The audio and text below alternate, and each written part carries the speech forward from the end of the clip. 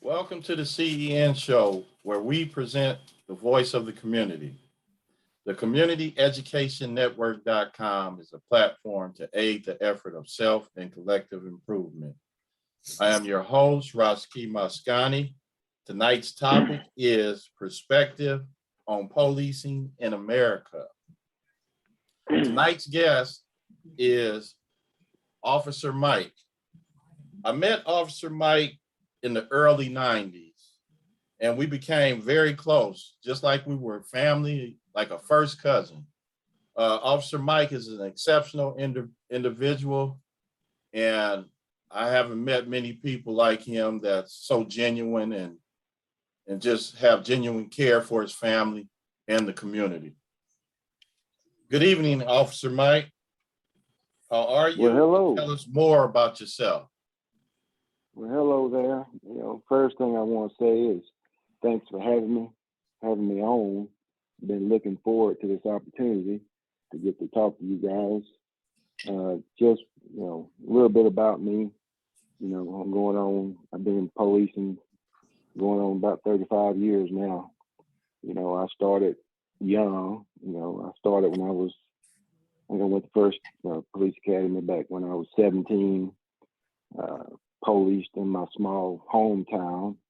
I did that for about 2 years until I turned 21, and when I first got started, it was kind of unique, being the only Black policeman, in that town. It was a town of about 10,000 people. So that was kind of an eye-opening experience. And then from there, I went to the big cities, one of the biggest police departments, next to the biggest police department in Texas. And I policed up there for about 28 years. Did everything from street patrol. I worked in the southern sector, which is predominantly Black. Did that as a patrol officer. During that time as a police officer, I worked in the gang unit. Did that for a number of years, and I did field training where I had opportunities to train other police officers, try to develop them into good quality officers. Then I moved up to supervision and became a sergeant, then ran, patrol and did community policing. I was over that unit, and also I was over the mounted unit where we did crowd control, things of that nature. When I hit about 27, 28 years there, I retired. And then I went to a smaller suburban town. I policed there as a supervisor. It was a predominantly a bedroom community. So I did that for about 2 years, and then I moved to the school policing to kind of experience a different aspect of law enforcement, working for an ISD. So that's where I'm currently at now. I've been there about a year and a half. So kind of seen a number of different perspectives and things like that from the policing side of it. Okay, that's interesting, man. I didn't even know you did another. I didn't even know you were at another police department. Mm-hmm. I thought you just went from the big city to the school police, but that's that's very informative and seem like you have a wealth of information. Okay, so now in total, how many years have you been a police officer? I want to say about 34, because I started in 87. That's when I got certified. So I think it's about 34 years now. Okay. Now, what made you go into law enforcement? What was the motivation? Well, back when I was in high school, they had what's called an Explorer program. It's kind of like a branch of the Boy Scouts where it's dealing with law enforcement. So when I was 16, I joined the Explorer program, and basically during that time you start riding out with the police and learning different stuff, dealing with law enforcement. So I took a liking to it. And that's basically what got me going. And then once I graduated high school, that's what I decided I wanted to do. So that's when I kind of went to the academy and got my college. And by the time I was right at 18 and a half, right at 19, that's when I became a policeman there at my hometown. Yeah, worked as a policeman there for about 2 years. That's what got me going. Okay. Interesting. Okay. So you currently work as a school police officer. Mm-hmm. You were in a small city, like you said, and then you went to a large city. Then so after the large city, you went to the next city was a suburb. Yeah, it Where was you a worked as a small police town. officer. Yeah, it was about 25,000 people. Yeah. Okay. So you have these experiences, and then so can you compare now? I said on paper I said all three, but can you compare all four now? Because you have four different experiences. Well, yeah, it was each place I've been has been totally different. Like I said, when I first started, I was, 19 years old, in a predominantly white area, with all white police officers. And it wasn't, and back then, it was in the 80s, and then back in 88, there was probably 3 officers on the shift. So I'm the only black officer. And so it was a little different, because I was trying to learn and all that stuff. And then you leave that small country town, move to the city, okay? And, and you're bigger, when you move, the geographics of where my main place in Texas, I chose to work in the southern sector where it was predominantly, 90% black, right? Because you could put a wish list together, like which areas you wanted to go work. I put south, south, south, south, because I wanted to work in a black area where I could have an impact. So, and that's pretty much, and I was in the Southern Patrol area for about 10 years. Most of my co-workers, other officers were black, supervisors were black. So, I really enjoyed that. And then, going into the gang unit, in the big city, there's so many different aspects of policing that you can do. Whether you want to be a detective, sit behind a desk, there's 30 different types of police jobs that you can do, and some of them you never put on a uniform.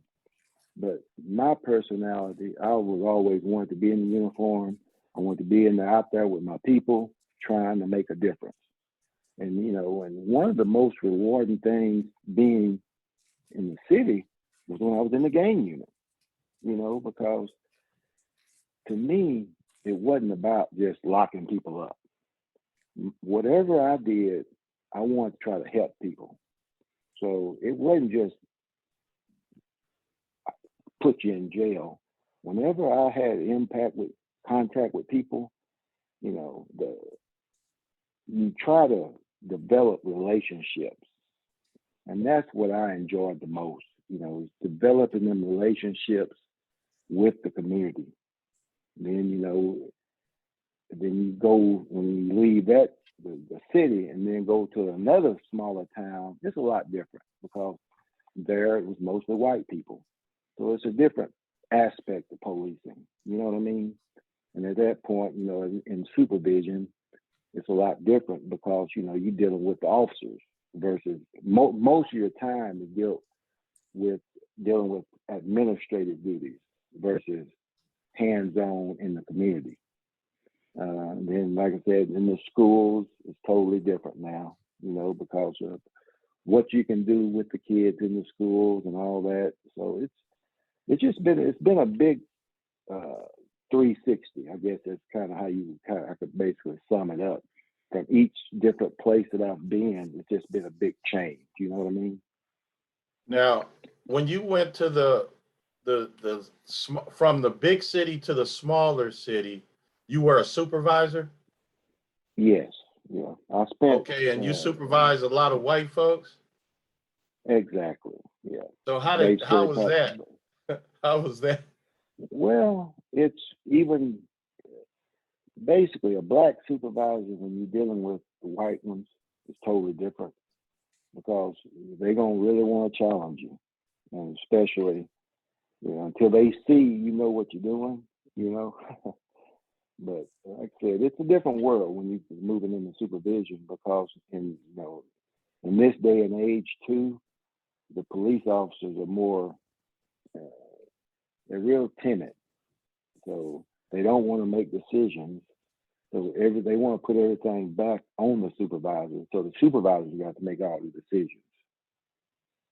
Because everything is a policemen do now is scrutinized so heavily.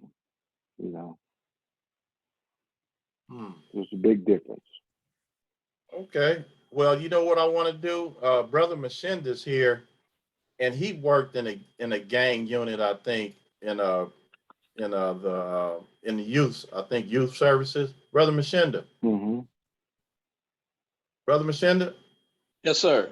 Now you worked with a gang unit before, right? Oh yeah. Back in the day, I sure did. Okay, so before we move forward with other questions before I have ask him a few more questions that I'm gonna ask him, did you want to ask him a question or have a comment so far? No, well, no, I just want to welcome the guests tonight and appreciate you stopping by and giving your insight. And wow, just hearing your experience, especially when you talk about the community and things like that, I mimic that a whole lot. Of course, that was my whole philosophy when I dealt with that. You know, I worked in a probation department, and I also there was a gang suppression unit. That's what they called it. So of course they're trying to, and they had a lot of different ideologies, other than mine, and so I was an asset to the community while I was in there. I talked to a lot of parents. I work with juvenile on the juvenile side, and which was got experience working in those juvenile halls and things like that many years, and was in supervisory positions and things like that. And so therefore working in the field, in the street, like you say, I got to applaud you for giving that testimony, because and I thank you for that, because you don't run into a lot of people like you. However, there are other people like you that are within those systems, because I used to, I have some of my buddies, they said, man, how can you work down there or whatever? And you behind enemy lines. I say, well, I know where I'm at, I know where I'm at, you want, it's deeper than this. I said, but at the end of the day, I was able to help a lot of kids, man. That because we were responsible for actually documenting them, and it was like what, and it's like this is like some kind of slave thing. They putting a tag on them and saying okay, and just because they live in this area, of course, in the community and all that, so they had all these probation conditions and things like that. So trust me, I was in a position to where it was an educational experience for everybody. Exactly. Yeah. Very, very. Yeah. My goal was to keep people out of jail and not put them in jail. That was my whole goal. It's easy to lock people up when you're in that position of authority. Just because, and that goes on. And on that note, one of the good things, like I said, when you're in the city, there's so much you can do. Me and my partner that I worked with, he kind of trained me in the gangs. We started a gang intervention and community outreach program. Right. So we was actually working with the youngsters, trying to give them different alternatives. Hey, that was you was trying to find the missing piece for them, and so they can move on with their lives, man. I mean, when I was in there, I said the same standard, the same documentation process that they used when it was going on. I would have been labeled myself, you know, and I mean, they would have had me labeled and marked just like that's what they were doing, you know. So I was, you know, on a mission there, and I did a lot of, you know, a lot of good for the community and for the kids, you know, that, Awesome. you know, because they, you know, it's a few hard heads out there. I mean, it's a lot of things going on in them streets, don't get me wrong, but my goal was just, you know, I was looking for the good in them and trying to, you know, build on that.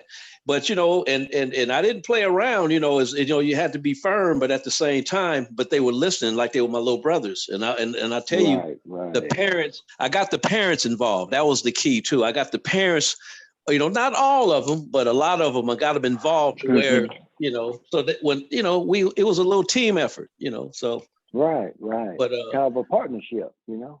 Well, what's the goal? I mean, what are we trying to do? Keep people, you know, lock people up, keep them locked up, you know, but again, I can go on and on about that, but anytime you can help, I guess the moral of the story is I think anytime you can help somebody, you know, I think that should be our goal, is to try to, you know, Yes, help sir. others and, you know, Exactly. show love to people, you know, and that's it, you know, and the ones that are haters and are evil, we gotta, you know, we got something for them, or just stay away from them, you know, just keep moving, because there's a lot of perpetrators out there. But thank you for coming, man. I appreciate it. Yes, sir. Yes, sir. All right, brother doctor, you also was another person in law enforcement. You have a question or comment? I started in 1987 also, but you know, thanks to powerful union, man, I was able to get out at 50 with a nice pension, and you know, but I can confirm that one thing about being a supervisor. When I became a administrator over in the district, you know, you work with all these guys, you know, as your peers, as your, you know, officer or whatever, but as soon as you supervise, you know, they change. Because when I became a supervisor over whites, all of a sudden, everybody wanted to question you. Everybody became expert on policy. But when you had the white supervisor, you never questioned him about stuff. But as soon as you get a black supervisor, everybody want to question you about policy, question you about doing this, doing that. But they never question a white supervisor or a Latino supervisor. You know, they even try. 100% correct. They even try to get blacks to go against you, to point out one thing you would do, you know, to get them to go against you. But yeah, you're right on that, man. Supervising whites or Hispanics is tough, man, because they hate you as a supervisor. You have guys, you know, just don't want you to tell them anything. They feel that, hey, you know, they should be the supervisor. I remember having one guy, white guy, he had a master's, and all he would say was he couldn't believe that. He told this to another white person who wasn't into that and was telling us. He would sit there all day, talk about all the black supervisors, couldn't believe he was being supervised by somebody black.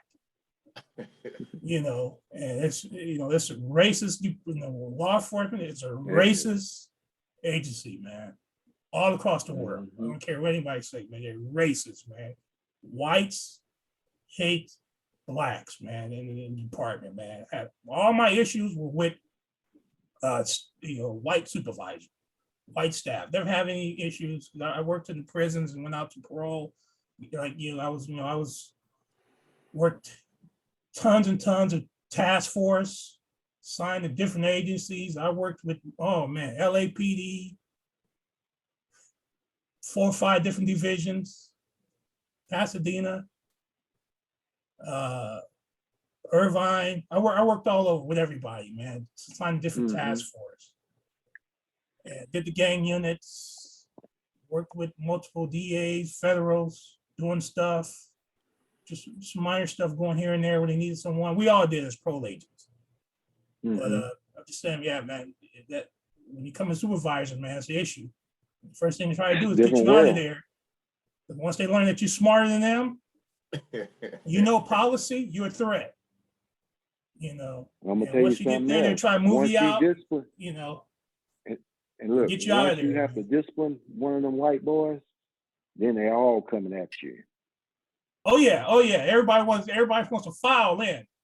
They want to Yeah, file. when you have to put some paper on them. Yep. So when you get paper on it, they want to file and make up stories on you, and try to get other blacks in the unit to go against you. Yes, sir. You know, so yeah, man, Exactly. it was interesting. All right. So we just had 3 other people join in, Brother Hendrick, Sister Aziza, and Brother Thomas. So I'm going to get with you guys after the next round of questions, and I'm going to go to Professor Ra. Professor Ra? Yeah. Boy. You know, Brother Mike, appreciating you. And this is Sante San, which means many thanks for your presentation thus far. I just have a few questions. Yes, sir. Both related to, is your school district police hired by are part of the police department, or are they part of the school district police? Yeah, where I'm at now, we're part of the school district for the ISD. Okay, so you have your own chiefs and own procedures, police cars and everything. But you do get bag up and support from the regular police if needed. Yes, if we need, we need them, they'll come help us. Yeah. Okay, then second, from that standpoint, are y'all considered police or public safety or safety officers? No, we're police officers. Okay, with arrest power and and things of this nature. Now, when you arrest juveniles on campus, if it calls for an arrest, like it's that bad, do you have to give them the Miranda? Well, here in Texas, the only time you have to quote Mirandize somebody is if you're asking them specific questions related to a crime. Now, if it's just a visual assault where they try to fight and pull a gun or whatever, and you don't have to question them regarding the case, then no, you don't. But if it's something like an investigator has to start doing some questioning and things like that, then they are required to be Mirandized. All right, because there was recently and I can't remember what state, the police went out and arrested some 6, 7, and 8-year-olds for being at a fight and not breaking it up or posting about it. Yeah, but that I'll get to that later. I got some other questions. Okay. Are you a member of the NRA? National Rifle Association? No. Okay. All right. Good. Okay. Police officers. Now, are you a member of the Brotherhood of Fraternal Order? No. Okay. All right. That's the National Union for Police. Okay. Yeah. Okay. NRA. The other thing is, when you talk about being in gang suppression, well, first of all, in LA, they Black Lives Matter movement got police off of LA Unified School District campus. They're not, and they supporting them with safety monitors. But let me ask you this question. I don't know if you're familiar with Rampart in LA, the scandal of Rampart with Rafael Perez. And the gangs that are part of the police department, that the FBI investigation talked about the executioners and the Bambinos, and we had a group called the Vikings. These were different. They were part of the LA and the sheriff's department in California. Do you have a gang problem in police being members of gangs in Texas? And because they call the police a gang anyway. Right. And let me see if I can kind of clarify what you're asking. Like you're saying, like police officers being actual members of like Bloods and Crips sets. Is that what you're talking about? No, they're not members of their sets. They're members of their own set. They formed Oh, like gangs within the police department. Aside from being brotherhood officers, they they had a group called the Executioners in Compton that they use violence and suppression of street justice on these were police officers. Yes. You No, never heard of we ain't police got officers? like that here. You never. What about the Texas Rangers? Well, that's a whole different aspect. You know, when you talk about the Rangers, you know, the Texas Rangers is part of like the Texas Department of Public Safety, and they're the quote. They ended up, you know, it kind of goes back. Now, if you go back in some history, and I'm not real diverse in it, but I know a little bit about it. You know, when they, you know, 30, 40 years ago, when to be a ranger, you had to be it was all pretty much all white people, white officers that were rangers. But now they've got some blacks in that capacity now. But I kind of know where I really can't really talk on it, but I know it used to be quote little gang back in the day is what they used to call it, you know. Yeah. So the Rangers was something else, you know. All right. Then my last two questions, if you don't mind. Have you heard about this concept, qualified immunity? Yes. What's your position on that for police officers? It's for all public officials, but what do you think about the move by where some states are making a move to get rid of qualified immunity? And just to make sure I'm tracking on the same page, you know, I know what that qualified immunity is, but to make sure I understand it and can talk about it right. You mean you can't sue police officers? You can't sue police officers or public officials, even if they violate your constitutional right. Individually, you can't sue them. I think based on, it should be a case-by-case basis. Now, if an officer does something that's obviously wrong, where he shoots a guy running away from him and he shoots him in the back, where I've seen happen numerous occasions, then qualified immunity shouldn't apply. He needs to be dealt with the full extent of the law. It shouldn't be no qualified immunity on that. But it is. Now, It is. You can sue the department, but you can't sue the police officer. That's why, you know. Yeah, I know exactly what you're saying, you know, because like I said, if you got them devils out there and they doing wrong and they get caught up, they need to be sued, in my opinion. Because they shouldn't. What's your position on these new gun laws in Texas? Where you can. Well, I think, you know, the gun laws are for the, you know, people that get licensed.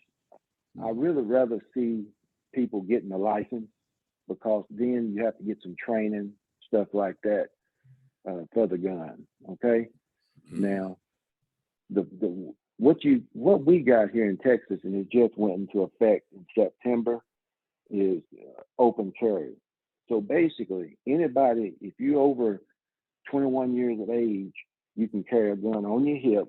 It don't have to be covered up or anything. So what's happening is these people ain't got no training. I would rather for these people to at least have to have a license. You know, I don't mind good people carrying the guns. And if you go out there and get trained with it, all more power to you. But what I think this law is more for them white boys that want to just have a gun on their hip so they can shoot black people, in my opinion. Okay. Now, the other question, what do you think about all these police officers? You know, there's firemen and nurses too, but that's against vaccines, COVID vaccine, and the unions are fighting COVID vaccines, even though they're sworn to protect the public. And, you know, and things of this nature, but there's a large movement in California and in Chicago and New York where firemen and police are demonstrating against mandates for them to get vaccinated. Well, I think it's one of those, it goes back to Trump, okay? Because here in Texas, it's the reason people don't want to do it is, I think, it's because of Trump. If it's all just trying to be defiant, in my opinion. And I think that I know in Chicago, David Brown's the chief over there in Chicago, and they got a black mayor over there in Chicago as well. And they was trying to suspend those officers who didn't want to get the shot. Okay, but I think courts and stuff are trying to say it's unconstitutional, this, that, and the other. But yeah, why wouldn't you want to get a shot if it possibly might save your life? Well, what about this? Are you familiar with the George Floyd Justice and Police Act? No, sir, not specifically. No. Yeah. Okay. Well, that's the one about police reform to a certain degree. With regards to holding police accountable and stopping the no-knock entries and Right. a lot of little caveats that police enjoyed talking about at the donut shop. I kicked in the door, I beat it, but I took all that. But what I'm asking you, because the legislation was introduced by Karen Bass of California. She's getting ready to run for mayor out here. But she introduced the bill, and Cory Booker and this white boy from South Carolina, I forget his name, Tim Scott. They all were supposed to be working on it, but they abandoned it because they couldn't come to terms on it. And remember in Texas when the girl shot the brother, talking about she went into the wrong house, wrong apartment. Yeah. Yes. Is there any more info on that? And what's your position on that? Well, I think the bottom line is this, okay? I've been doing this job a long time, okay? Mm-hmm. And first of all, I think if you're in a uniform, right, you are still a police officer, okay? Whether you're off duty or on duty, okay? You were on the second floor, okay, of a building. So it ain't like he could just run out the back door and be gone. So in that scenario, man, why couldn't you just, when you open that door and you saw that dude standing there in pretty much his underwear, why couldn't you just pull the door to, back up, get on your radio, call for cover, okay? And once the other officers arrive, then you go in and deal with the situation. But, I hate to say it, but I just think they saw an opportunity to shoot a black person, they shot him. That's just my personal opinion. All right. Okay, let's get back to the questions and then I could go to the other three panelists. Okay, what advice can you give Black people when they're pulled over by the police? Well, I think the number one thing is to be respectful. If you, because I've dealt with it numerous times, because me personally, I don't want to write nobody no ticket, so what, especially, and I'm going to speak from the Black neighborhood because that's where I spent the majority of my time, okay? If you pull up to a car and they got the music blaring as you walk up, they won't roll the window down, this, that, and the other. Then you got the puff of weed that's coming out the car. And then they wonder why it ends up in a negative context. So the key to it is just be respectful. And if the officer asks you something, give it to them. You know, because the main thing is on side of the road is not the time to sit there and argue about it.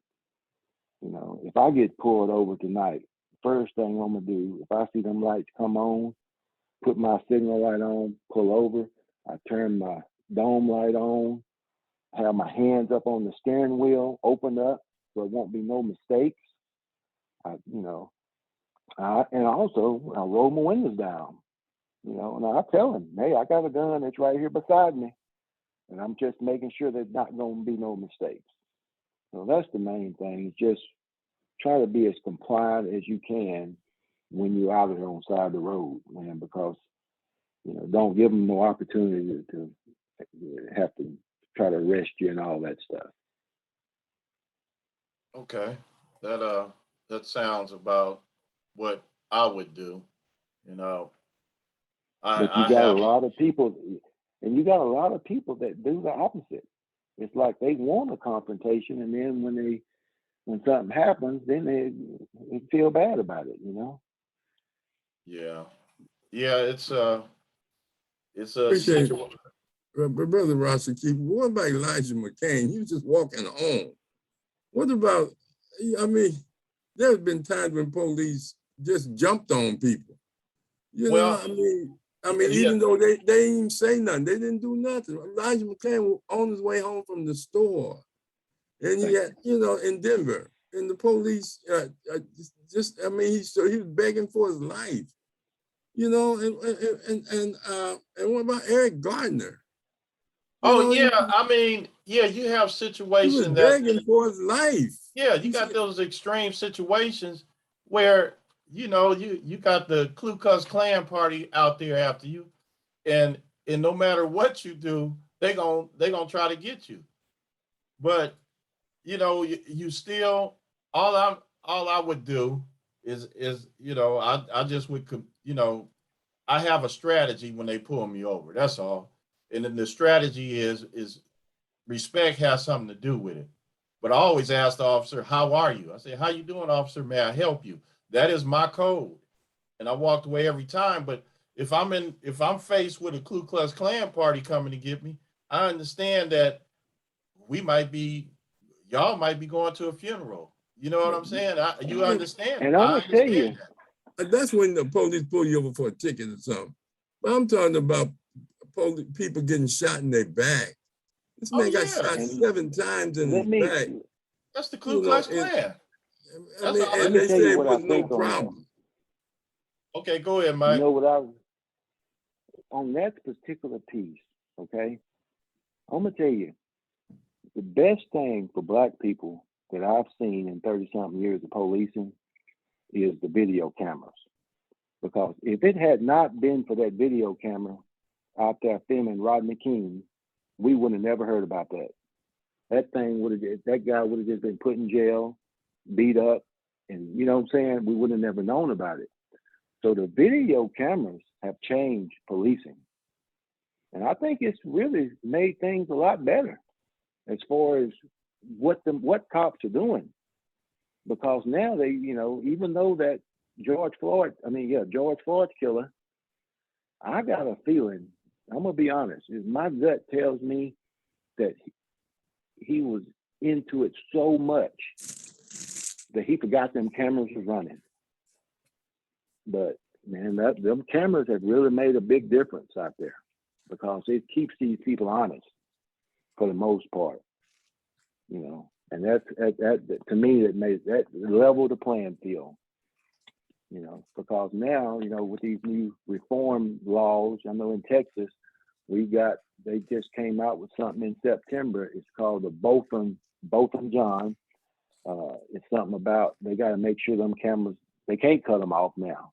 You know, used to you could cut them off in certain situations, but now they got to stay on. You know, you got the car camera, you got the cameras around the, you know, on the officer's shirt. So it's really made a big difference, you know. And when I So was referring to the traffic stops, you know, that's just a general, you know, when officers pull somebody over for speed and things like that, you know. yeah. Now, so that kind of segues into what I was going to ask you next. How have policing changed from 30 years to the present? So did you already answer that? Well, I think it's changed tremendously in regards to it started changing with the Rodney King, you know, the Mark Furman and the O.J. Simpson trial, the lying, things of that nature. And if you notice, it's been, look at you, I don't know about out y'all's way, but here we getting a lot of people that was charged with different crimes. Now that stuff, this DNA and all that stuff is getting them out of jail because it wasn't them. So a lot of things are starting to change, man. And I think it's changing for the better. You know, Okay. with the advance of technology and this, you know, video cameras, things like that. All right. So one or two more questions, and I'm gonna go to the other three panelists. What advice would you give someone who's considering a career in law enforcement? Well, I think it's got to be, you got to love people. You know, this can't be a job that you get in just to make a living. You know, and having been working with all different types of people, races and things like that, you know, I've seen people come up here and they come from Wyoming. They've never been around black people, okay? And you put them out there in an all black area, every day they're in fights because they don't know how to deal with the people and they're scared of the people. So that's not a good combination. And one of the things that you got to do is you got to treat people the way you want to be treated.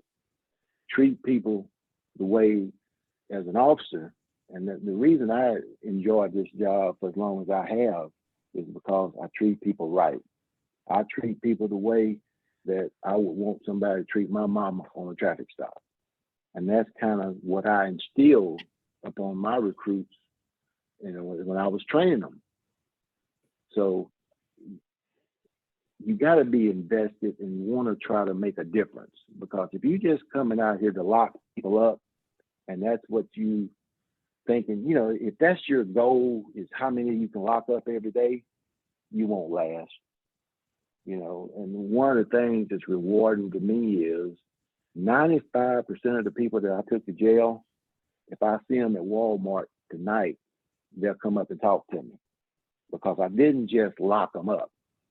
I used the time that I had with them to sit there and try to give them information to help them.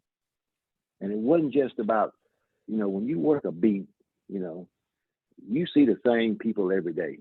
You don't just pull somebody over and write them 6 or 7 tickets, which is going to cost them thousands of dollars in this economy.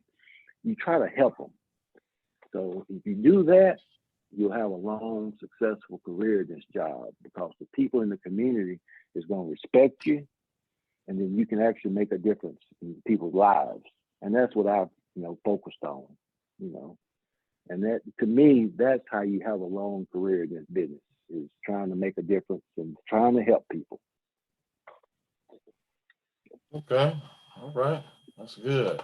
All right. I'm gonna go to the three panelists that showed up after we got started. All right, Sister Aziza, you have any questions or comments for Officer Mike?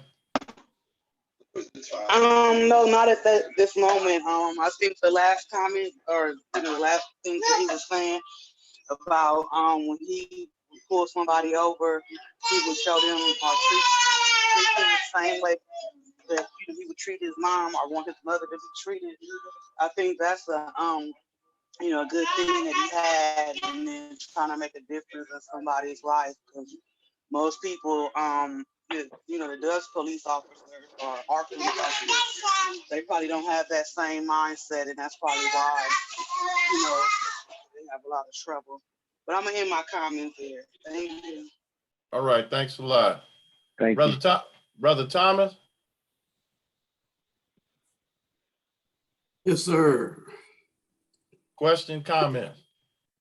Well, I was listening to you, to the brother. What's the officer? What's your name, sir? Mike. Brother Mike, Officer Mike. Yeah, I was listening to what you were saying, and it just seems kind of like you say a lot of good things, like what you believe. Like when Baba Ra asked about the immunity, and you felt, that if somebody gets shot in the back or whatnot, that's wrong, and when they're running. But that's kind of extreme. Law enforcement breaks laws that maybe that are not as extreme as shooting somebody.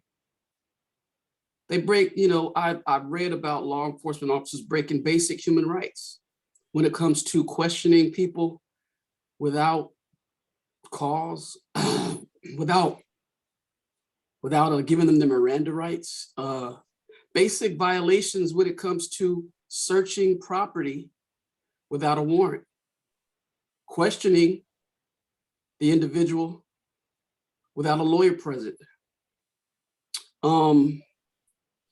Always defaulting to you fit the description of the suspect to justify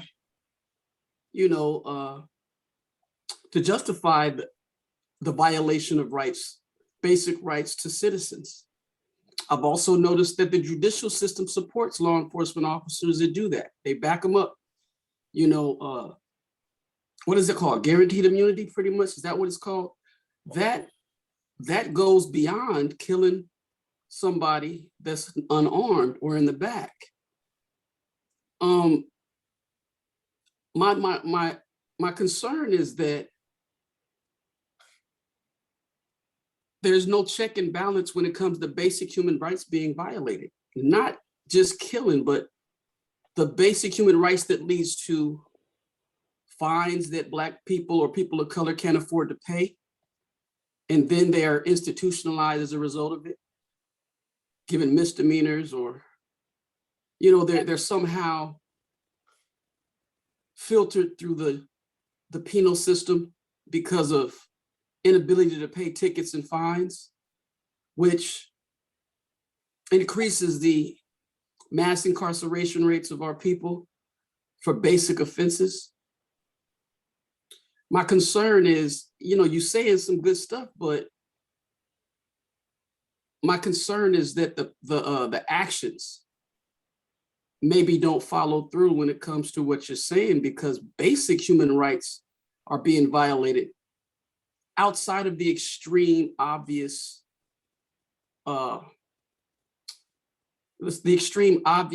violation of the law as it pertains to killing somebody, shooting them in the back while they're running, or shooting an unarmed person. Basic human rights are being violated by law enforcement, and it's going unchecked. It's going protected by the judicial system. It's like a free range right to violate basic human rights of American citizens, particularly of color,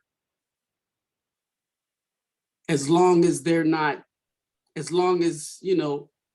killed in the process of their rights being violated. I want to know your position on what should be done with police officers that violate basic human rights of citizens in America under the guise of the default excuse.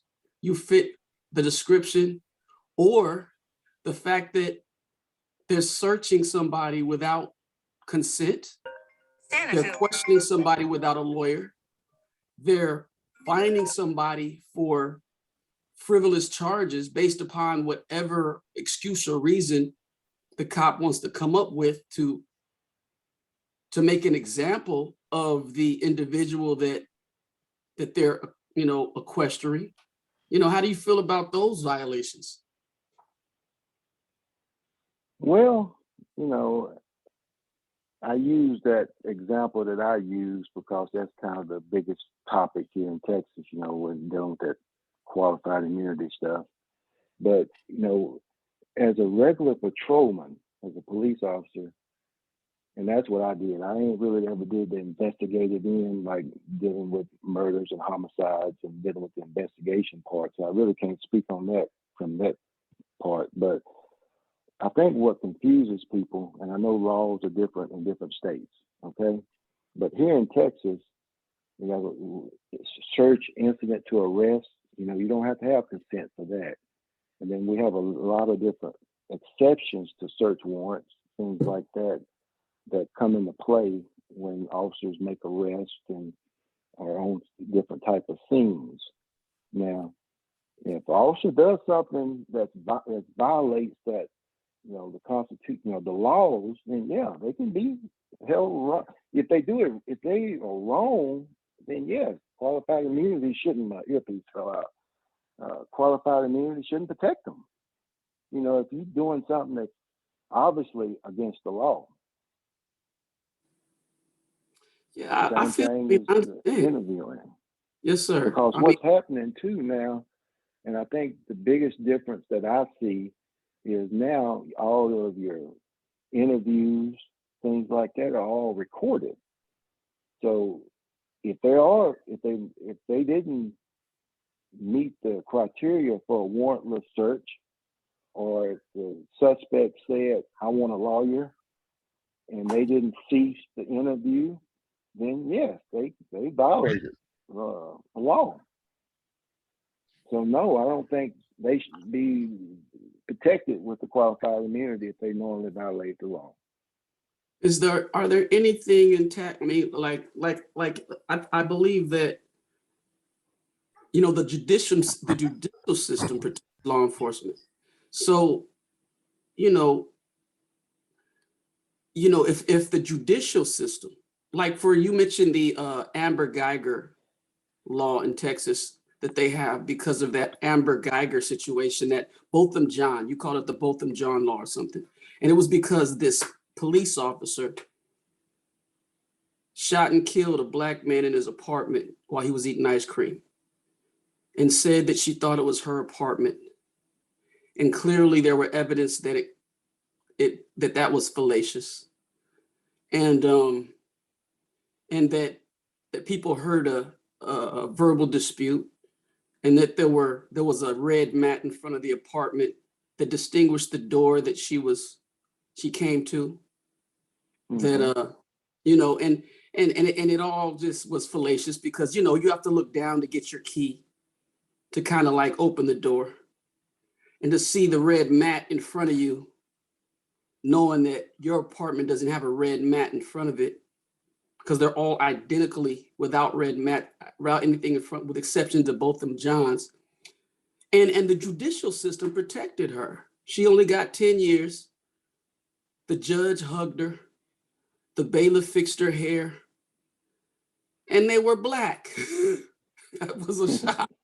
They were black. But she got 10 years. And it wasn't a federal offense, so it's maybe like 5 with good behavior. She's going to get out.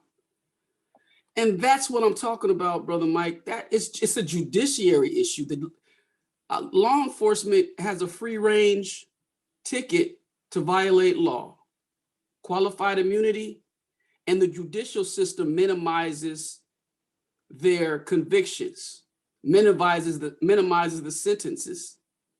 So what do you say about that as a law enforcement officer? How do you feel about the injustice in the judicial system to protect law enforcement officers who are blatantly in violation of the law and that are getting slap in your hand sentences based upon capital offenses, brother? How you feel about that? Well, I think you've got the evil one that's doing wrong needs to be dealt with. And it needs to be handled in a case-by-case basis. You know, you've got Good Samaritan laws out here that protect, you know, if somebody passes out and you try to do CPR and you end up causing more damage, there's laws that protect you as a Good Samaritan for helping them. You follow me? So all police officers aren't out here doing bad. You know, you got some devils out here, and them devils need to be dealt with.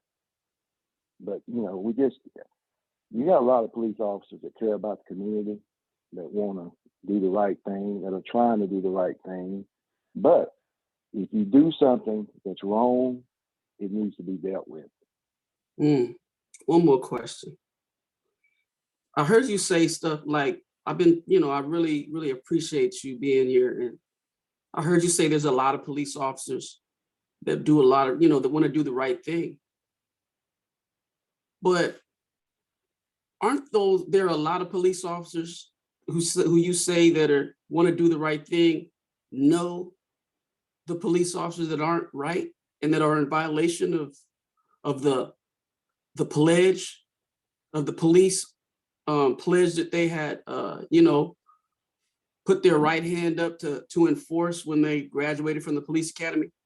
Don't those good police officers know who the bad ones are? Yet we don't hear it. We barely hear if any of those good police officers turning in, reporting those bad officers. Isn't that like accessory? If I know somebody who's committed a crime and I don't report it, doesn't that make me an accessory to the crime? Was it fair to say Most that definitely it does. Is it fair to say that those officers who are good with intentions to serve, but they protect the officers that are not abiding by the code of honor that they pledge to enforce, but they protect them by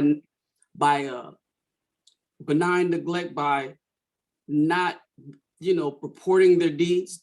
Aren't they considered accessories? What do you say about those good officers that you say, but they don't report the bad ones, and the bad ones still are on the force, violating the laws, disrespecting the code of honor, and in turn, even disrespecting the good officers by spreading a bad name to the law enforcement officers that you say are really there to, that are passionate about doing their job? What do you got to say about those officers that are good, that protect the officers that are bad by not saying anything or reporting them? Well, if they're not reporting it, and if one of his colleagues are doing something illegal and they're not reporting it, they're just as much illegal as they are. So wouldn't it be fair to say we got to clean the whole system up and come up with a new policy to recruit officers that are really passionate about their position, that to the point where they would turn in their colleague if they were disrespecting the oath? And I mean, the whole thing is like a refrigerator that's been saturated with rotten meat so long and so bad that you got to get rid of the refrigerator and buy a new one and store new food inside of it, start all over. I mean, I don't see anything changing with the administration and the officers that we have, because they're being protected by the good cops. The bad cops are, and then they're being protected overall by a corrupt judicial system. I mean, I disagree with you on that, because. So what's the solution? Well, if I had the solution, I'll be a police chief or something, but I don't have a solution to the whole problem. But my solution is a solution to your non-solution. It's like your position is, let's just keep it the same way because I don't have a solution. Mine is like, try something new because this ain't working. So what is your solution then? What would you do then if you was in charge? What I would do, brother, is totally recruit a new system, create a new system of police recruitment, create a new qualification criteria for police officers. They have to do 2 to 3 years of community service, both in an underserved community, and they have to be judged by that community to see if they're qualified to equitably serve low, underserved, and underrepresented communities. They have to get a report from that community on their quality of service for 3 years. you know, just to make sure that they have the sensitivity and the respect to treat all people as human beings in a community that they're not familiar with. And you know, like you said, truly can do their job because they view everybody as human beings from those 3 years of service that they did, volunteer service. You know, we got to revamp the whole system and create a new criteria of law enforcement because it's a public service. I'm an educator. And like you said, I shouldn't be a teacher because of pay. I should be a teacher because of passion and my love for humanity and love for the future of the next generation and thereafter, and wanting to do the best I can to bless humanity with law-abiding, intelligent, independently free thinking, and positive law-abiding citizens. And my service before I was a teacher reflects that. And a law enforcement officer needs to have a history of service before he becomes a law enforcement officer to reflect his intentions to be an awesome, obedient, law-abiding, equitable, just public servant as well. Anybody that hasn't done that needs to be you know, required to take 3 years of volunteer training to be reinstated in their post. And then they need to have the recruitment of recruit new law enforcement officers that also fulfill that qualification. Clean house, brother. They got to clean house because this house is dirty. It's corrupt, as you so eloquently said about them devils. I'm done. Yeah, I agree. You know, yeah, there's got to be continual change. There's got to be improvements in the recruiting processes and all that stuff. Yes, sir. You know, I appreciate you, brother Mike, man. Thank you for having the courage, respect to be on, bro. Because you know, you are one of a million that even would be on a platform like this. So I commend you, young brother. Thank you, sir. Thank you. Yeah. Brother Thomas is passionate about reform. Excellent. All right, Brother Hembrick. Yeah, I came in late. I don't know what city the brother's in. I missed that. Well, what is the city in Texas that he's working out of? Well, I'm up around Dallas area. Yeah. Oh, Dallas. Are you a school police or a? I am currently, yes, sir. Okay. That gives me a little perspective. Okay. Well, just to piggyback off some of the stuff Brother Thomas was saying, I'm a firm believer that officers need to be recruited and work in the areas that they come from. That will eliminate a lot of, the know-how that officer needs to operate in a certain area. You can't take. And on that topic, you know, like I kind of mentioned earlier, what I've seen, you know, if you bring people in like from far off that ain't been around Black people or different Hispanics, they don't know how to interact with them in the community. And that's why, and there's some of them that every time they have to arrest somebody, they have to fight because they can't communicate with them. So that's at least one thing that can be done is do more recruiting from the community. That's the same thing I say about a lot of teachers also in education. You got some Europeans that come from 3 counties to Compton to work. I always ask, how come they're not working where they live at? Are they not qualified? Or they the bottom of the barrel and they just come here to get a job and get paid? But getting to the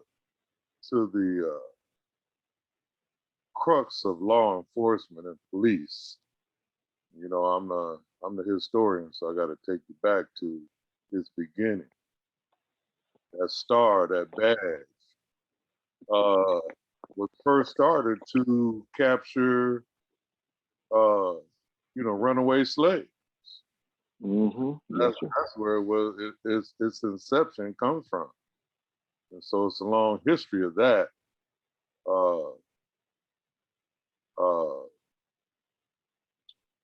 And down through the years, you see some change here or there. you know, Rodney King, and even though they had the camera and all that, still didn't change nothing. They were still not guilty. I just have a serious disdain for them, you know, and I worked with the district, you know, police for a lot of years, you know, primarily to provide safety for the students. We had a program called Safe Passage, where kids have to have a safe pathway home to stop them getting jacked and all that. So we would have it in the morning when kids would come to school. We'd have probation officers, school police, and other, you know, district officials along the routes that kids came to school, and also at dismissal.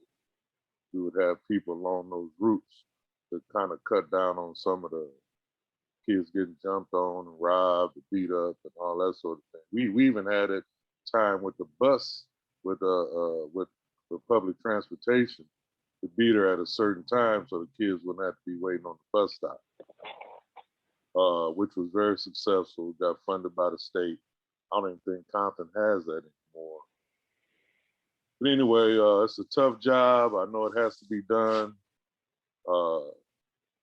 But for them devils out there, I'm still at a position until someone gives them what they're giving us, it ain't gonna change.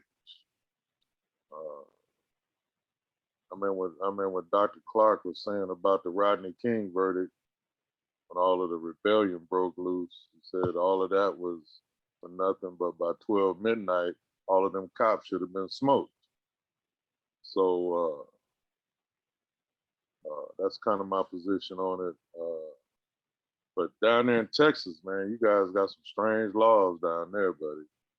That's a state. Yeah, it's a different world, you know. Oh yeah, it is. I got relatives that was jailed for peeing outside, and you better not throw no paper down in Texas, Jack. That's a $1,000 fine for throwing down paper. You see them signs all as you ride through there. Don't mess with Texas. And I certainly don't intend to. I had a niece who wrote a check, bounced a check for $20, and she had to spend 2 weeks in jail behind that. You guys got, I remember when I was a kid when Bob Hayes got caught with what, a half a joint, they gave him 99 years.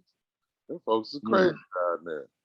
But anyway, I know you're working under a tough situation, especially in the Dallas area, because Dallas is, and they're like Compton and somewhere. Are you actually in Dallas or you on the outskirts of Dallas? Outskirts now. Okay. Yeah. But it's just as bad, just a different, you know, clientele of people, but there's still the same stuff going on. Frisco? You get away from the city. In Frisco? Well, Frisco, you got stuff going on up there too, you know. Okay. Anyway, that's all. I don't like. And kind of what you just said, you know, talking about history. Yeah. One of the things that I kind of started learning as I watched those watch rides and a lot of those different shows they had out there for a while. Tell you what, it really opened your eyes to, and kind of make you realize, you know, why people had the feelings they had with law enforcement, with some of the stuff that people was doing back in the 60s and 50s, you know. And don't even go to the years before that. You know, the 40s, the 30s, and 20s, man. Them people really had a hard time with law enforcement. But yes, sir. I agree 100% on that. You know, it's kind of necessary.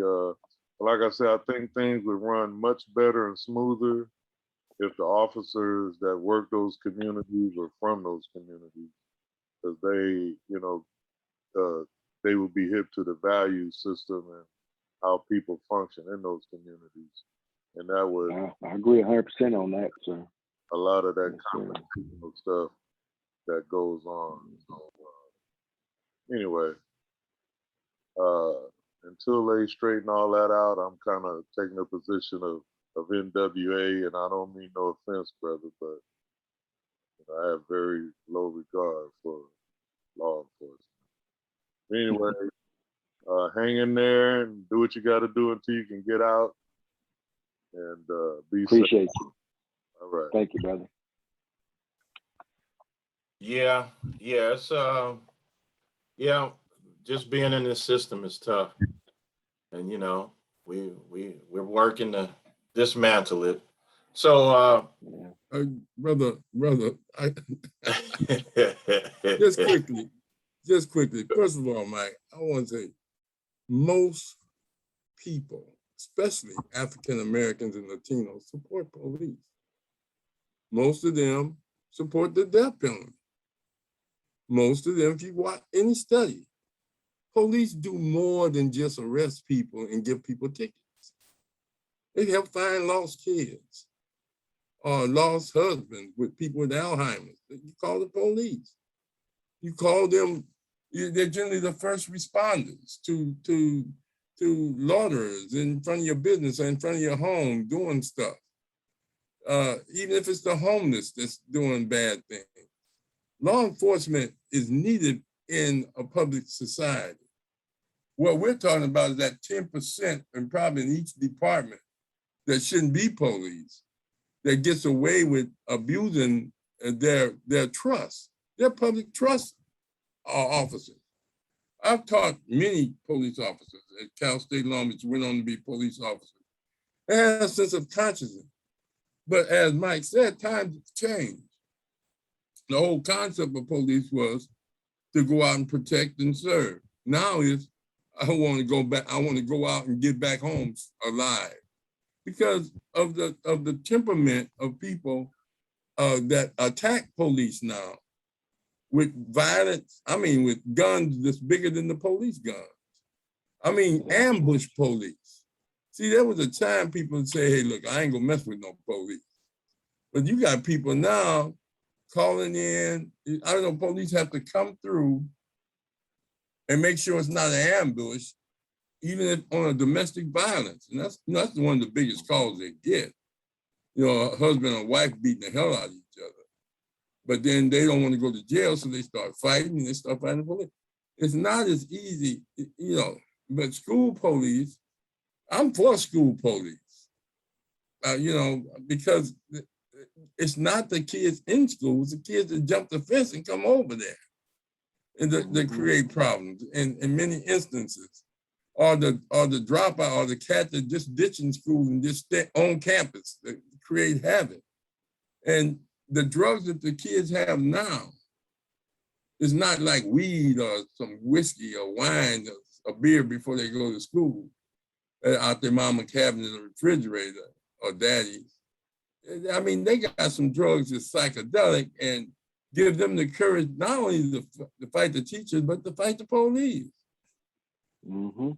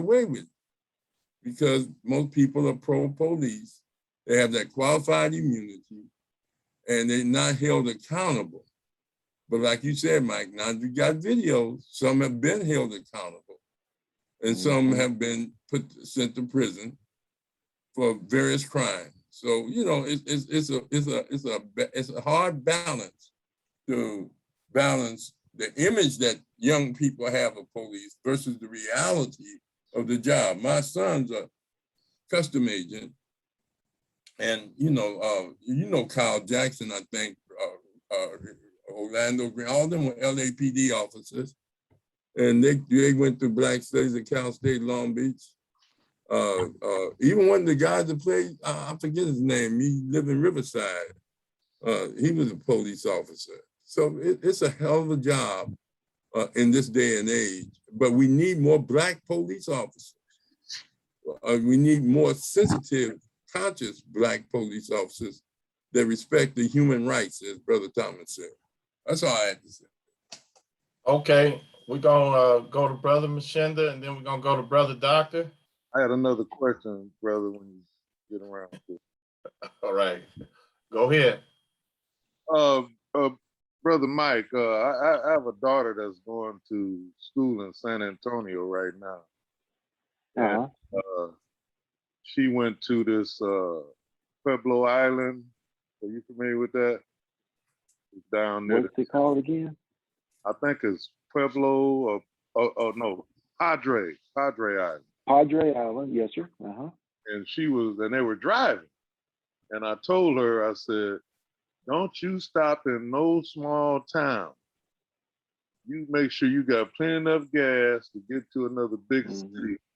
And the reason I'm bringing that up is because I know in Texas, and maybe there's more states than Texas, but you go through some of them little bitty towns that got 1,200 people, 700 people, and you run into law enforcement down there, it's a whole different world.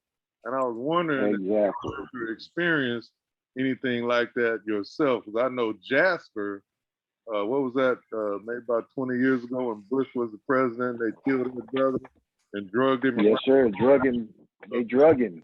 For a couple of days, stuff like that. I mean, that's crazy. So anyway, I'll just thoughts on that.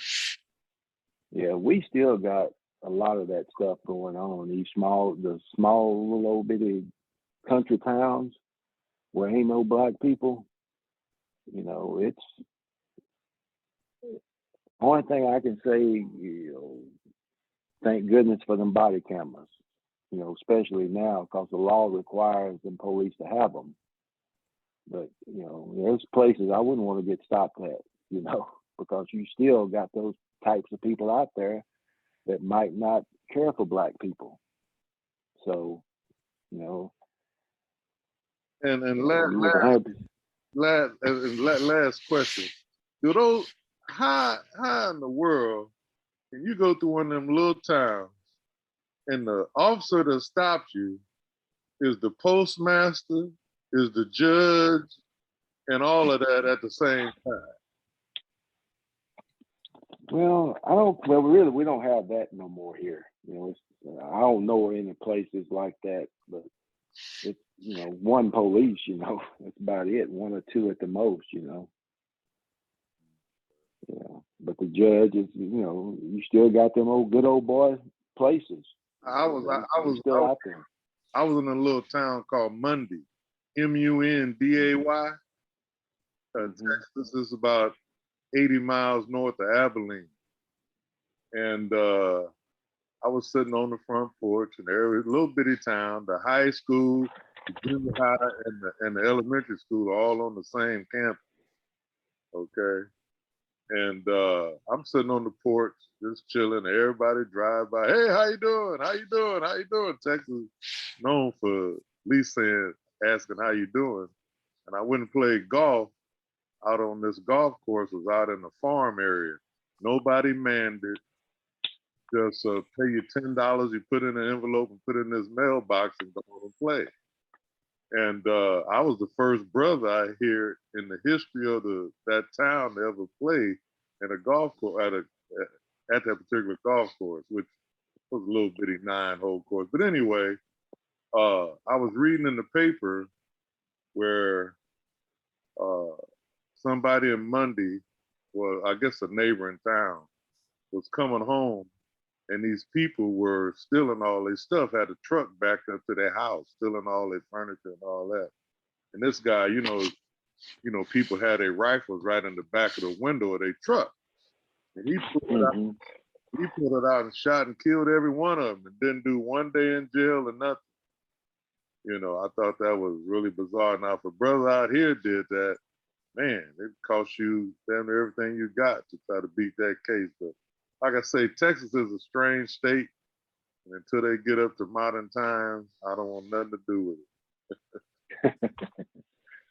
Yeah, you're right, man. And I'm gonna tell you, man, that Trump, you got a lot of law enforcement, especially the Caucasians, they really supported Trump out here. And that kind of shows you where their minds are. All right, brother. Appreciate you being on. Okay, Brother Doctor. Yeah. Anything?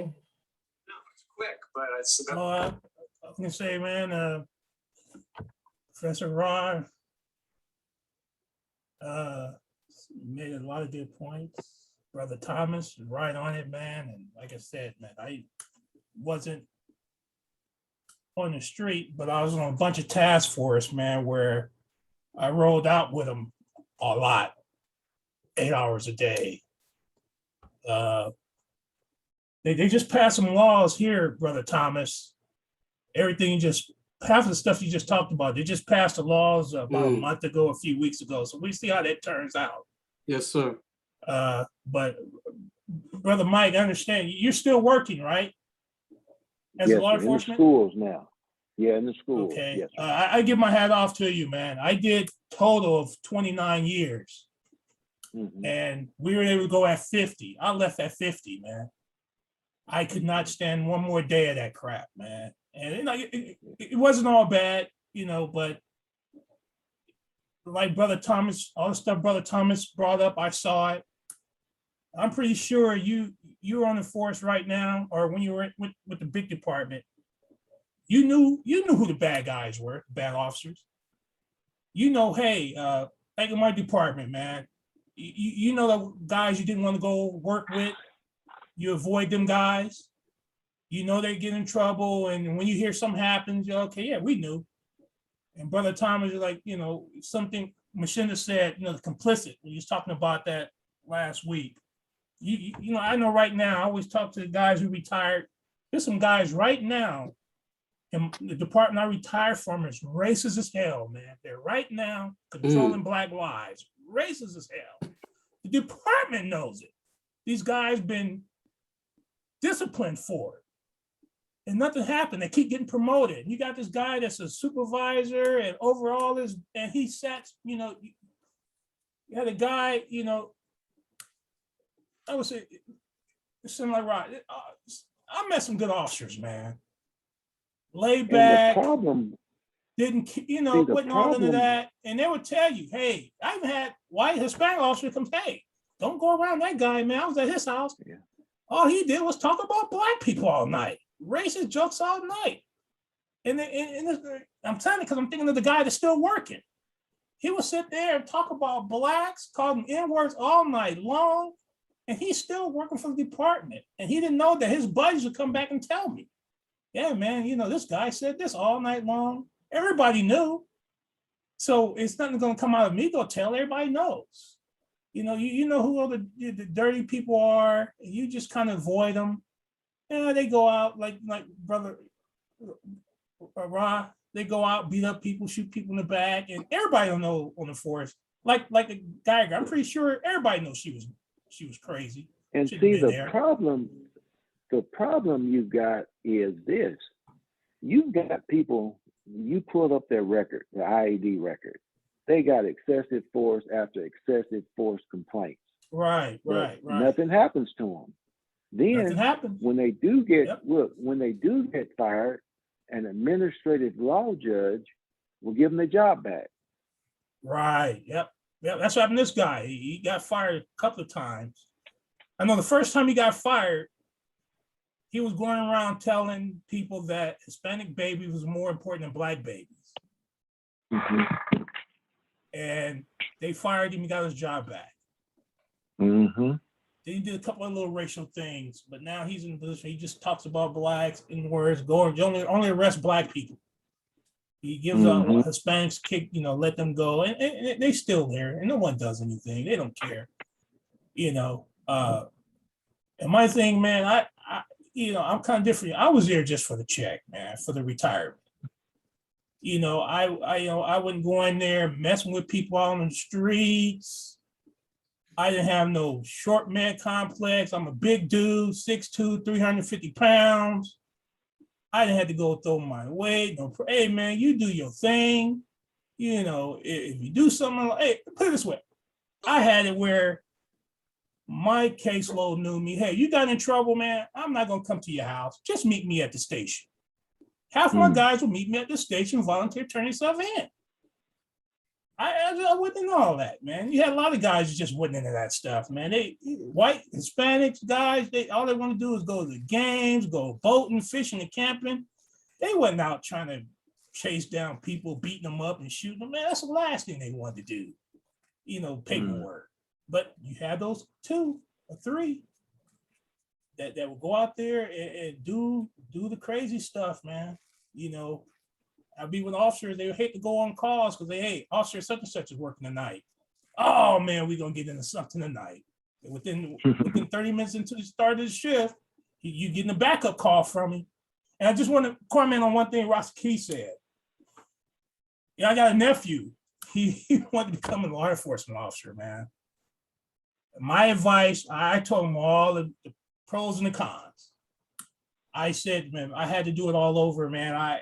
Knowing what I know now, I just wish I'd been prepared for all the racial stuff from administration. I wasn't prepared for that when I joined. I didn't know you working side by side with officers, they'd be so racist, man. I didn't know that until I got there and saw it. Because when I first started in corrections, they had this group called SPONGE, SSPONGE, Special Society Preventing Them Niggas Getting Everything. And they were mad because blacks were getting promoted. They'll go out, you go to work, you come out, your car be messed up, eggs be thrown on it, man. And they move all the blacks on the first watch where you try to stay up all night. And they had the NAACP come in, try to quiet that, man. But that was my first wake-up call, man. I say, wait a minute, something ain't right. I never forget SPONGE, Special Society Preventing Them Niggas Getting Everything. And that was a clique. It was like Brother Ross said, that was the gang clique. Really? I'm saying that you had Ziska. Ziska was a Nazi. He was bringing in dope and weapons. I think he got 20, 30 years now, but everybody knew the dude was dirty. It just finally caught, it got caught up, man. But yeah, in the department, man, you know who the dirty people are. Nothing's going to change. Brother Thomas, you can't put out an application, you fire everybody and get some people to come in, some good people. Because what good person want to go do this job? Nobody, man. You're not going to find nobody that good-hearted will come and do law enforcement. If you're that good-hearted, man, you excel somewhere else. You get the ex-athletes and the racist cops, the racist people to become cops. They're mostly, all blacks are usually ex-athletes. And mostly whites are racist. Like the brother said, they come from other states. They come here to Los Angeles, just racist people, man. They've been bullied, racist, and ex-athletes. That's basically all your cops.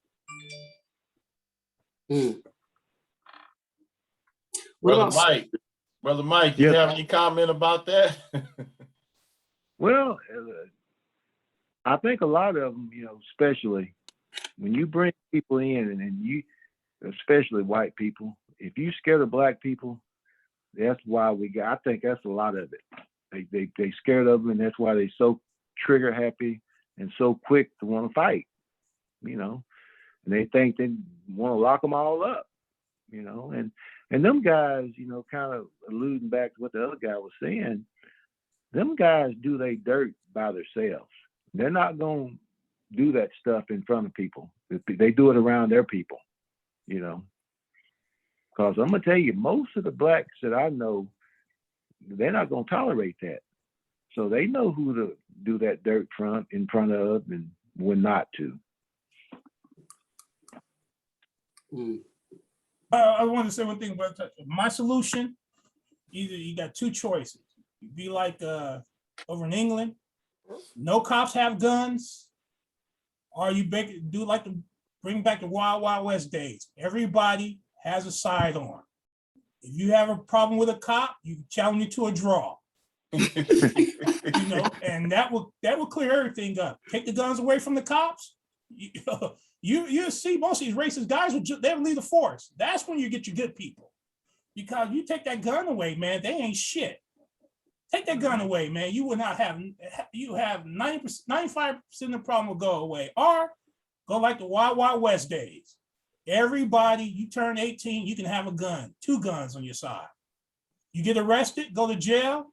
As soon as they release you, you get your guns back, go right back out on the street. Do away with that felony stuff. Everybody should have a right to bear arms, even if you have a felony, man. Everybody should be able to carry a gun on the street. If you see an officer doing something illegal, you should be able to challenge him to a draw. If you win, hey, that's on him. You bury him. If you lose, hey, they bury you. But you bring those days back, 90% of this stuff will be gone. Wow.